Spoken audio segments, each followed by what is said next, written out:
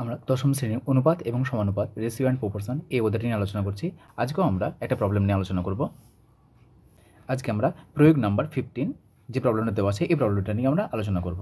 প্রশ্নে কী বলতেছে যে x/y = 7/4 হলে দেখায় যে 5x - 6y = 3x + 11y = 11/65।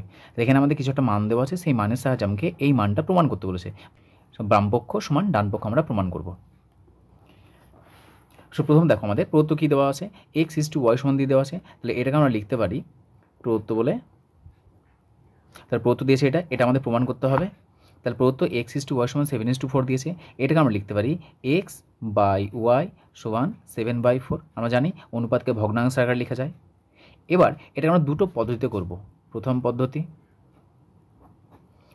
দেখে নিই আগে। যে প্রবলেমটা দেওয়া আছে এটাকে আমরা কিছু ধরে নেব। ধরে নাও কে, ব্র্যাকেটে ধরি। তাহলে দেখো যদি এটা হয় তাহলে এই যে x/y = 7/4 সমান কী আছে, তাহলে এই উপরে যেটা আছে সেটাকে আমরা লিখতে পারি এরকম যে x = 7k এবং y = 4k লেখা যাবে। এখন দেখো x/y অনুপাত কত দিয়েছে 7, তাহলে এটাকে কিছু একটা আমরা ধরতে পারি। এখানে x ধরা যাবে না, কেন? যেহেতু আমাদের চলরাশি x রয়েছে। সো যে চলরাশি থাকবে সেই চলরাশি বাদ দিয়ে তুমি অন্য কোনো চলরাশি ধরে নাও, কে ধরো, m ধরো, যা ইচ্ছে ধরো। তাহলে x এর মান কত ধরলাম 7k আর y সমান ধরলাম কত 4k।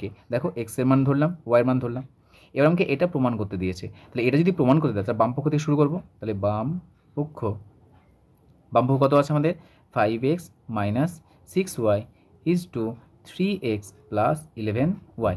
এটা সমান আমাকে 11/65 প্রমাণ করতে হবে। তাহলে এখানে কী করবো, আমরা মানগুলো বসাবো। তাহলে দেখো x এর মান আছে, x এর মান কত আছে 7k, তাহলে বসিয়ে দাও 5 × 7k - 6 × y এর মান কত দিয়েছে 4k = 3 × x এর মান বসিয়ে দাও 7k + 11 × y এর মান বসিয়ে দাও 4k। গুণ করে নাও, তাহলে 5 × 7 = 35k - 4 × 6 = 24k = 3 × 7 = 21k plus into এটা 4 × 11 = 44k। যোগ বিয়োগ করো, তাহলে কত হচ্ছে আমাদের 35 থেকে 24 বাদ, 4 আছে কয় 5, 1 এ 5, 2 এর 1 এ 3, 11k এটা হচ্ছে 4 একে 5, 4 2 6k। আমরা জানি অনুপাতের পূর্বপদ এবং উত্তরপদের মধ্যে কাটাকাটি যায়, তাহলে এই কের সঙ্গে এই কেটা কেটে দাও, তাহলে কত আসছে 11/65। তাহলে দেখো বামপক্ষ আমাদের এটার মান কত প্রমাণ করতে বলেছিল 11/65। দেখো 11/65 পেয়ে গেলাম। তাহলে অতএব 5x - 6y = 3x + 11y = 11/65 প্রমাণিত। সো এইভাবে আমরা প্রমাণ করতে পারি। প্রথমে আমরা ধরে নেব কিছু একটা ধরে নেওয়ার পরে আমরা যেটা প্রমাণ করতে দিয়েছি বাম পক্ষ থেকে শুরু করব। বাম পক্ষে x এর মান y এর মান বসিয়ে দেবো। বসিয়ে দেওয়ার পরে দেখো আমাদের যেটা চেয়েছে সেটা পেয়ে গেছে। এবার আমরা দ্বিতীয় পদ্ধতি দেখব।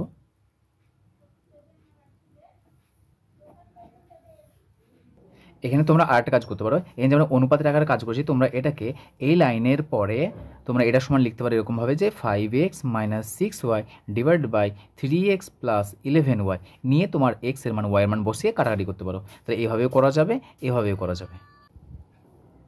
তাহলে এখানে কীভাবে বসলে, তাহলে এভাবেও করা যেতে পারে। তাহলে এখানে x এর মান কত বসাবো আমরা 5 × আচ্ছা x এর মান কত 7k - 6 × 4k / 3 × 7k plus 11 × 4k।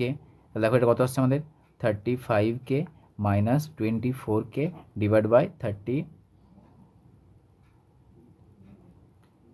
21k plus 44k। দেখো যোগ বিয়োগ করলে এটা আসছে আমাদের 11k / 65k। কে ক্যান্সেল সমান 11/65 = লিখতে পারি আমরা 11/65। সো এটাও করতে পারো অথবা এই অনুপাতের আকারে করতে পারো। সো এটা হলো আমাদের প্রথম পদ্ধতি। এবার দ্বিতীয় পদ্ধতি দেখবো আমরা। দ্বিতীয় পদ্ধতি কীরকম দেখো, প্রথম কি দেওয়া আছে, প্রদত্ত দেওয়া আছে আমাদের x/y = 7/4। তাহলে এটাকে ভগ্নাংশ আকারে লিখে নাও x/y = 7/4। চেহারাটার দিকে তাকাও x/y, তাহলে বামপক্ষ লিখে নাও।